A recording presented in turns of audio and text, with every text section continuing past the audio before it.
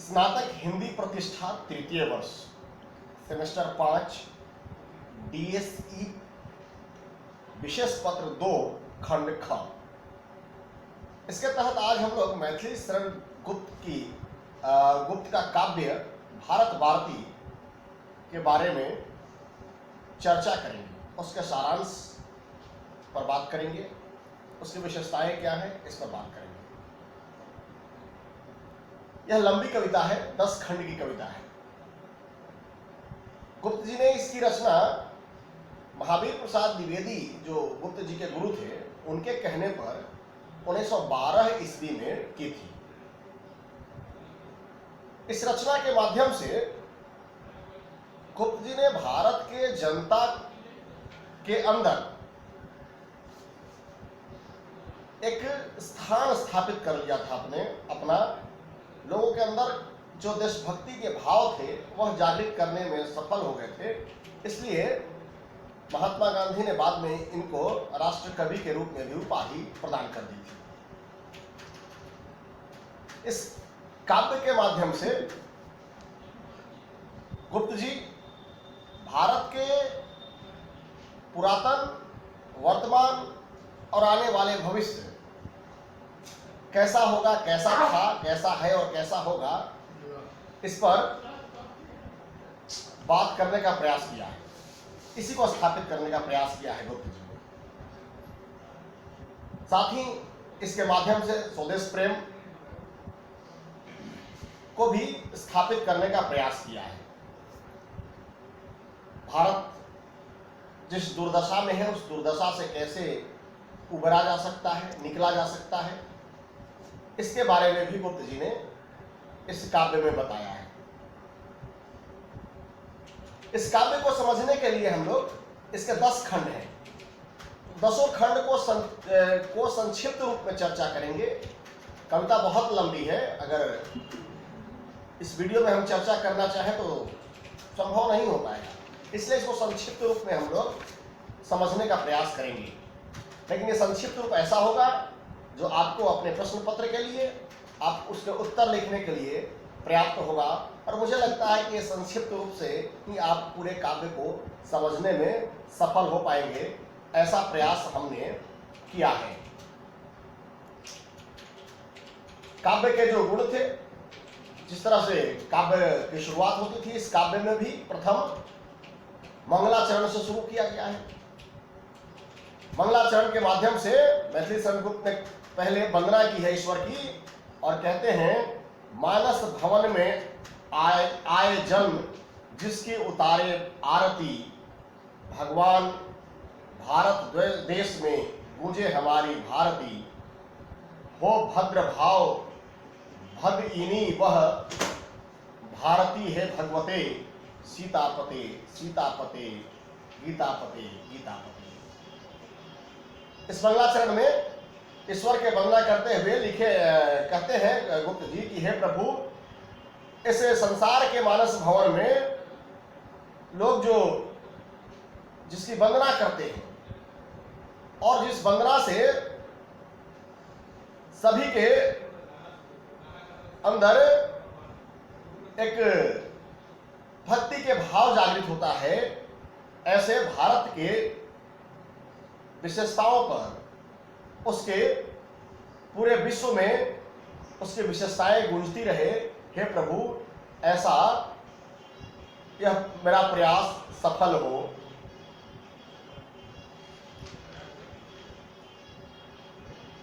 खंड 2, इसमें उन्होंने प्रस्तावना लिखा है। आक्रमणिका जिसको उन्होंने कहा है वह प्रस्तावना, आक्रमणिका मतलब प्रस्तावना होता है। इसकी प्रस्तावना लिखते समय उन्होंने भारत के महत्व जो विश्व विदित था उसको वर्णन करते हुए आज की स्थिति पर लोगों से विचार करने का आह्वान करते हैं कि हमारा क्या अस्तित्व था और आज क्या हो गया है। ये विचारणीय प्रश्न है, इस पर विचार करने के लिए आह्वान करते हैं और लिखते हैं गुप्त जी, हम कौन थे, क्या हो गए और क्या होंगे अभी, आओ विचारे आज मिलकर ये समस्याएं सभी। यद्यपि हमें इतिहास अपना प्राप्त पूरा है नहीं, हम कौन थे इस ज्ञान का फिर भी अधूरा है नहीं।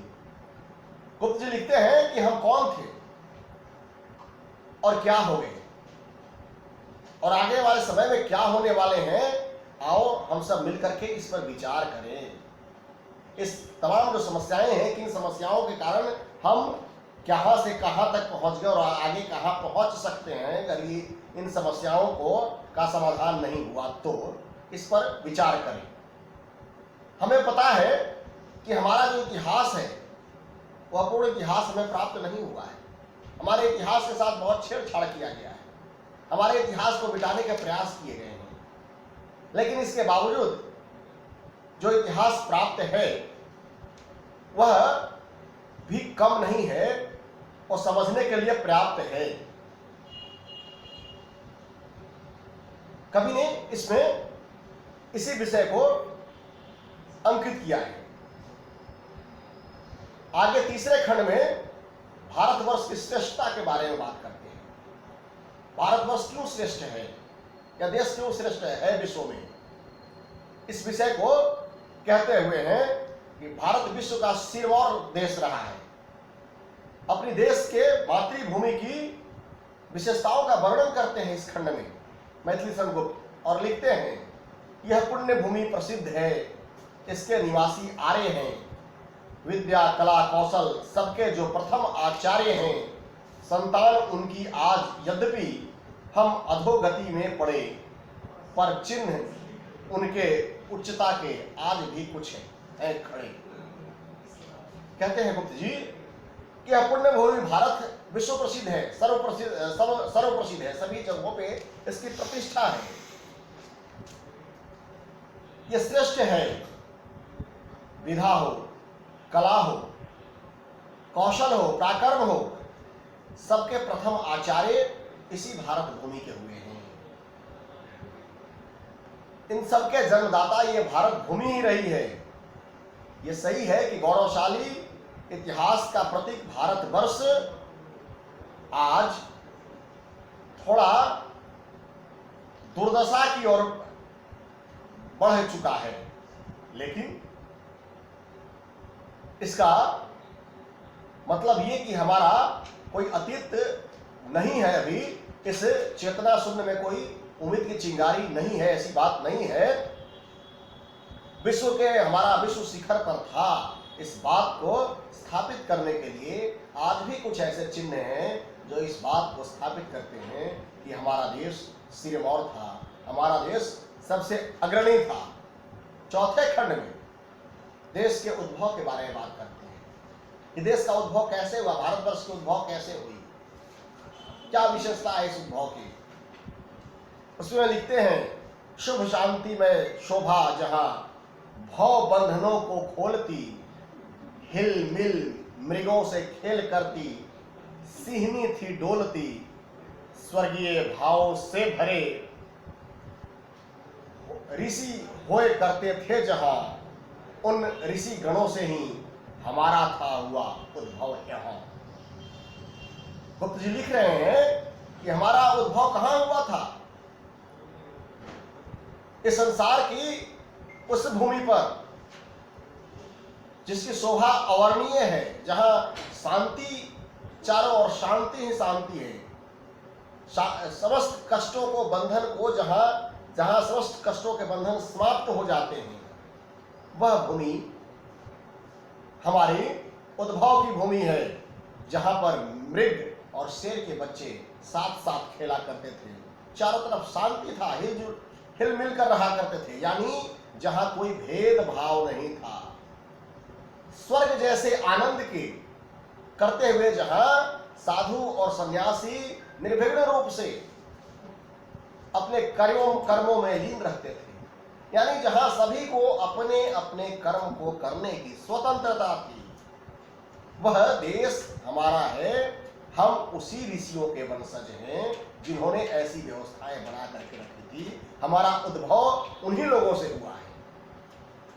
आगे पांचवें खंड में हमारे पूर्वज कैसे थे, अपने पूर्वजों के बारे में बताया है। इस देश के पूर्वज किस तरह से के थे, उनकी महानता क्या थी, उनकी विद्वता क्या थी, इस विषय पर उन्होंने चर्चा किया है।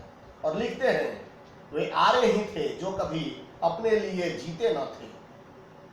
वे स्वार्थरत हो मोह की मदिरा कभी पीते न थे। संसार के उपकार हित जब जन्म लेते थे सभी, निश्चेष्ट होकर किस तरह वे बैठ सकते थे कभी। गुप्त जी लिखते हैं कि हमारे पूर्वज त्याग और लोभ मोह इत्यादि के बंधनों से मुक्त थे। वो इसके बंधन में पड़ने वाले नहीं थे, वे तो श्रेष्ठ थे जो कभी अपने लिए नहीं जिए, हमेशा दूसरों के लिए जिए। जहां स्वार्थ में पड़कर माया के मोह में वे पड़ने वाले नहीं थे। वे सभी तो संसार के उपकार हेतु इस पृथ्वी पर अवतरित हुए थे, और जब संसार के उपकार के लिए कोई इस पृथ्वी पर आता है तो वह चुपचाप कैसे बैठे रह सकता है, तमाशाओं को नहीं देख सकता। वह संसार के उपकार करने के लिए उन तमाम कर्मों को करेगा जिससे संसार के अंदर सुख और शांति की प्रतिष्ठा हो। छठे खंड में आदर्श की बात करते हैं। संसार भर के लोगों के लिए आदर्श स्वरूप गौतम, वशिष्ठ, मनु, याज्ञवल्क्य, वाल्मीकि, वेदव्यास, पृथु, पुरु, भरत, रघु, भीष्म जैसे अनेक नाम हैं जो अपने कर्म से विश्व में एक आदर्श स्थापित करते हैं। इनके आदर्शों की बात की है, लिखा है यहां पर इस खंड में मैथिली संगुप्त जी ने, और लिखते हैं, यदि भूलकर अनुचित किसी ने कार्य कर डाला कभी, तो स्वयं वह नृप के निकट दंडार्थ जाता था तभी। अब भी लिखित मुनि का चित्त लिखित है इतिहास, अनुपम सुजनता सिद्ध है जिसके अमल आभास। यहां पर गुप्त जी लिखते हैं, यहां की विशेषता रही है कि यदि भूलकर भी कोई, भूल से भी कोई व्यक्ति अपराध कर जाता था तो वह स्वयं, पुलिस की आवश्यकता नहीं होती थी, कोई सेना की आवश्यकता नहीं होती थी, स्वयं राजा के सम्मुख उपस्थित हो जाता था और कहता था कि हे राजन, मैंने ये गलती कर दिया, इसका दंड मुझे दिया जाए। लिखित मुनि का एक ऐसा ही दृष्टांत हमारे इतिहास में मिलता है कि उन्होंने एक गलत कार्य किए जाने के बाद स्वयं से राजा के समक्ष उपस्थित होकर अपने लिए मृत्यु दंड मांगा था। लेकिन उनके कार्य कौशलता, व्यवहार कुशलता और राजा ने अपनी विवेक को इस्तेमाल करते हुए उनको उस अपराध के लिए क्षमा कर दिया था। लेकिन फिर वह नगर में नहीं रहे और सदा के लिए वन में चले गए थे। ऐसे इतिहास भरे पड़े हैं हमारे देश में। 7वें खंड में भारतवर्ष के स्त्रियों की विशेषता के बारे में बात करते हैं। हमारे यहाँ की स्त्रियां कैसी थी? हमारे यहाँ की स्त्रियों की महिमा का वर्णन करते हुए उन्होंने उनकी श्रेष्ठता की बात की है। किस तरह से तप, त्याग और ज्ञान विज्ञान के और परिश्रम के बल पर वे अपने आप को इतिहास में स्थापित कर पाई हैं, अमर रह गई हैं। वही इतिहास नहीं जो लिखित हमारे पास मिला है। जिस इतिहास को मौखिक कह करके हास्य उड़ाया जाता है, उस इतिहास, वह भी इतिहास हमारा इतिहास है। आज नहीं तो कल पुनः उस इतिहास की भी प्रतिष्ठा होगी, धीरे धीरे हो रही है, आने वाले समय में होगी। लिखते हैं गुप्त जी, हारे मनोहत पुत्र को फिर बल जिन्होंने था दिया, रहते जिन्होंने नौ बधू के सुत विरह स्वीकृत किया, द्विज पुत्र रक्षा हित जिन्होंने सुत मरण सोचा नहीं, विदुला सुमित्रा कुंती तुल माताएं रही। लिखते हैं गुप्त जी कि हमारे यहाँ ऐसी स्त्रियां हुई हैं। पूरे खंड में बहुत सारी स्त्रियों का वर्णन हुआ है। मैं एक एक पद केवल लिया हूं सभी खंडों से आपको बताने के लिए। जैसा मैंने पहले कहा था कि बहुत लंबी कविता है, इस पर चर्चा करना एक वीडियो में संभव नहीं था, एक क्लास में संभव नहीं था। फिर भी जितना मैंने लिया है मुझे लगता है कि वह पर्याप्त होगा आप सबों को अपने प्रश्न के उत्तर लिखने के लिए। तो लिखते हैं गुप्त जी कि यह देश और यहाँ की स्त्रियां, इस भारत भूमि की स्त्रियों की, यहाँ के माताओं की महिमा तो अपरंपार है। कोई अपने पुत्र के हारे हुए मन के लिए उनके अंदर विश्वास जगाता है और वो पुत्र पुनः जाकर के विजय प्राप्त करता है। कोई अपने कर्तव्य के लिए नववधू से आई है घर में, उसको छोड़ करके भाई जब बन जा रहा है, लक्ष्मण बन चला जाता है, साथ में बन जाने के आदेश दे देती है सुमित्रा, कहती है कि जाओ, तुम्हारा तो वही स्थान है जहां तुम्हारे राम का है। उर्मिला नौ विवाहिता थी, वो घर में रह गई और पुत्र के वियोग सहने के लिए वह माता तैयार होती है। ऐसी माता का भी उदाहरण हमारे यहाँ है, ऐसी स्त्रियों का है। एक ब्राह्मण के बच्चे को जीवन दान देने के लिए एक स्त्री अपने पुत्र को राक्षसों के भोजन के लिए भेज देती है। ऐसी स्त्रियां, ऐसी त्याग तपमयी यानी देवियां हमारे यहाँ कुंती, विदुला, सुमित्रा जैसी माताएं असंख्य रूप में भरी पड़ी हैं। ये ऐसे माताओं के और स्त्रियों के इतिहास से भरा हुआ है हमारा देश। यह आर्य स्त्रियां, आर्य यानी श्रेष्ठ स्त्रियों के चरित्र से भरा हुआ है हमारा ये देश का इतिहास। उसकी बात करते हैं। 8वें खंड में कवि अपनी सभ्यता की बात करता है, इस देश की सभ्यता की बात करता है और इस सभ्यता और संस्कृति की विशेषता के महत्व को बखान करते हुए लिखता है, सर्वत्र अनुपम एकता का इस प्रकार प्रभाव था, थी एक भाषा, एक मन था, एक सबका भाव था, संपूर्ण भारत वर्ष मानो एक नगरी थी बड़ी, पुर और ग्राम समूह संस्था थी, मुहल्लों की लड़ी। अर्थात इस देश में सभी और एकता का प्रभाव था, कहीं वैर नहीं था, शत्रुता नहीं थी, सब में मित्रता थी, एकता के बात थे, विभिन्न मतावलंबी का वास नहीं था, सबकी एक भाषा थी और एक ही मन था, सबके भाव, सबके हृदय के भाव एक ही थे। संपूर्ण भारतवर्ष एक बड़ा नगर सा प्रतीत होता था और इसके साथ ही छोटे छोटे हाट और ग्राम सब एक साथ सप्रेम रहा करते थे और इनके बीच मोहल्लों की एक पंक्तियां लगी हुई थी। यानी एक शहर में जो हम सिंधु सभ्यता की बात करते हैं, उससे पहले हमारे यहाँ सभ्यता थी, नगर बसने की सभ्यता मिलती है। अलग विषय है कि जैसा मैंने पहले कहा कि हमारा बहुत इतिहास लिखित नहीं मिलता, इसलिए हम उस पर नहीं कर सकते काम। तो ऐसा इन्होंने वर्णन किया है हमारी सभ्यता का, हमारे बारे कैसी सभ्यता थी हमारे यहाँ। आगे 9वें खंड में हमारे यहाँ की बुद्धि और विद्या, इसकी बात करते हैं और लिखते हैं इस खंड में उन्होंने ज्ञान की बात की, हमारे अंदर के ज्ञान कैसे थे उसका उदाहरण पूरे विस्तृत रूप से दिया है उस खंड में। उसके एक दोहा हम लोग देखेंगे जहां लिखते हैं मैथिली सरगुप्त, हम वेद वाको वाक्य विधा ब्रह्म विधा विज्ञ थे, नक्षत्र विधा क्षत्र विधा भूत विधा विज्ञ थे, निधि नीति विधा राशि विधा पितृ विधा में बड़े पढ़े, सर्वत्र विधा देव विधा दैव विधा थे पढ़े। कवि लिखता है कि इस देश के ज्ञान और विज्ञान की बात करते हुए कह रहा है कवि यहाँ पर कि हम भारतवासी वेद के दृष्टा थे, यानी वेद के जानकार थे, ब्रह्म ज्ञान को जानते थे, ग्रह नक्षत्र आदि विधाओं के हम जानकार थे, युद्ध विधा के हम प्रांगण थे, लाभ हानि उचित अनुचित आदि बातों को समझने वाले विधाओं में हम प्रवीण थे, निपुण थे। ऐसे राशियों के द्वारा व्यक्ति के भूत भविष्य और वर्तमान बताने की विधा में भी हम प्रांगण थे, यानी ज्योतिष विधा में भी हम प्रांगण थे। पितृ विधा में बढ़े थे हम, यानी पितृ के छाये में हम लोग बढ़ते थे। पितृ विधा जो था उसके तहत हम लोग बढ़े हुए हैं।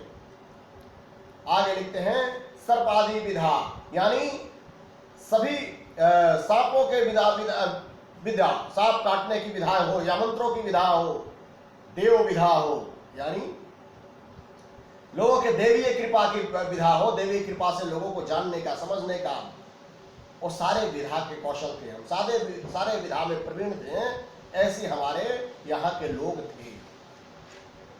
10वें और आखिरी खंड में लिखते हैं, इस खंड में अपने साहित्य के बारे में चर्चा करते हैं कि हमारा साहित्य कैसा था, जो विश्व के कल्याण करने वाला था साहित्य। हमारे साहित्य से ही सारे चीजों का निर्माण हुआ है। इसकी बखान करते हुए लिखते हैं, 2 चीजों से यहां पर उदाहरण देते हैं, एक वेद का और दूसरा उपनिषद का। लिखते हैं मैथिली शरण जी कि विख्यात चारों वेद मानो 4 सुख के सार हैं, चारों दिशाओं के हमारे वे जप ध्वज 4 हैं, वे ज्ञान गरिमायार हैं, विज्ञान के भंडार हैं, वे पुण्य प्रावार हैं, आचार के आधार हैं। यानी वेद हमारा क्या था? हमारे चारों वेद सुख के सार हैं। 4 सुख कौन है? आरोग्य, धन, सुलक्षणी स्त्री और आज्ञाकारी पुत्र। ये चारों के प्रदान करने वाले हमारे चारों वेद के सार हैं। चारों वेद सार थे। चारों दिशाओं में विजय के ध्वज फहराते हुए, ये विजय के ध्वज फहराने के लिए पर्याप्त थे हमारे लिए। जिस वेद का गुणगान चारों दिशाओं में होता था, जिसके ज्ञान का गुणगान चारों दिशाओं में था, वे ज्ञान के खान थे। इसके साथ ही विज्ञान के भी भंडार थे। वेद तमाम जगह जितने भी आज तक जो भी विकास हुआ है देश में या भविष्य में होगा, वो समस्त वेद के अधीन है। हम नहीं पढ़ते, हम अपनी संस्कृति को नहीं समझते, इसलिए हम अपने आप को हीन भावना से देखते हैं। उसके बाद को कहते हैं कि यह ज्ञान विज्ञान का भंडार है हमारा वेद, यह पुण्य को प्रदान करने वाला है और आचरण के आधार है। किस तरह के आचरण करने चाहिए, मनुष्य का आचरण कैसा हो, इस विषय को भी प्रदान करने वाले हमारे वेद हैं। उपनिषद के बारे में चर्चा करते हैं। हमारे साहित्य वेद और उपनिषद के बारे में चर्चा करते हुए लिखते हैं, जो मृत्यु के उपरांत भी सबके लिए शांति प्रदा है, उपनिषद विधा हमारी एक अनुपम संपदा। इस लोक को परलोक से करती वही एकत्र है, हम क्या कहें उसकी प्रतिष्ठा हो रही सर्वत्र है। मैथिली शरण कहते हैं उपनिषद के बारे में, यह वह ग्रंथ है जो मृत्यु के बाद भी सबके लिए शांति प्रदान करने वाली है। यह उपनिषद हमारी सर्वोत्तम संपत्ति है। यह इस लोक को परलोक से जोड़ने वाली है। हमारे यहाँ 2 लोक की कल्पना है, भूलोक और प्रलोक, स्वर्गलोक। इस लोक से उस लोक की जोड़ने, देवलोक और भूलोक, यानी भूलोक को देवलोक से जोड़ने वाली कड़ी है वेद, हमारे उपनिषद। वह साधन है उसके। इसके साथ ही हम अपना वर्णन खुद क्या करें, अपनी मुंह मियां मिठू बनने वाली बात हो जाएगी। हम अपने वर्णन स्वयं नहीं करते। अब तो इस बात का प्रतिष्ठा पूरे विश्व में हो रहा है और पूरे विश्व के लोग हमारे वेद और उपनिषदों को अंगीकार कर रहे हैं, स्वीकार कर रहे हैं। इस तरह से 10 खंडों में उन्होंने अपनी बातों को रखा है और उसके माध्यम से लोगों को एक भारत के पुरातन संस्कृति कैसी थी, पुरातन हमारा इतिहास कैसा था, इसको समझाने का प्रयास किया है। इस काव्य की अगर विशेषता की बात करें हम, तो इस काव्य में भारत के गौरवशाली इतिहास का वर्णन हुआ है। अतीत के प्रसंगों से वर्तमान को जगाने का प्रयास हुआ है। भारतवासी के अंदर हीनता बोध को हटाने में और अपनी पुरातन संस्कृति पर गर्व करने के सीख देता है ये काव्य हमें। इस काव्य के पीछे कवि का मकसद लोगों को अपने देश के अंदर की चीजों को विशिष्टता प्रदान कराना है। यानी हमारी जो चीजें, हमारी संस्कृति, हमारा इतिहास, हमारी पौराणिक जो चीजें हैं, मान्यताएं हैं, उनको प्रतिष्ठित करने का प्रयास है, कवि के द्वारा किया गया है। अगर इसकी हम भाषा की बात कहें तो इस काव्य की भाषा खड़ी बोली है, जिसमें संस्कृत निष्ठ शब्दों का प्रयोग बहुतायत मात्रा में है। इसके साथ ही तत्सम, तद्भव, देशज और विदेशज शब्दों का भी प्रयोग हुआ है कहीं कहीं, लेकिन बहुत कम मात्रा में, थोड़ी मात्रा में। काव्य में अगर हम छंद की बात करें तो इसमें कवित्व छंद का प्रयोग हुआ है। और इसकी शैली जो है वर्ण शैली है, यानी वर्णनीय शैली है, इतिहास का वर्णन है। अगर हम इसमें उपमाओं की बात करें, इस काव्य में अलंकारों की बात करें, तो उपमा, उपमा, दृष्टांत, मानवीकरण, उत्प्रेक्षा आदि अलंकारों का प्रयोग हुआ है। इस तरह से हम कह सकते हैं कि गुप्त जी की यह काव्य भारतीयों के चेतना में राष्ट्र के प्रति भावना भरने और अपने भारत के विशिष्टताओं को याद कराने और उस पर गर्व प्रदान कराने में सफल हुआ है। इस तरह से हम कह सकते हैं। आज इतना ही।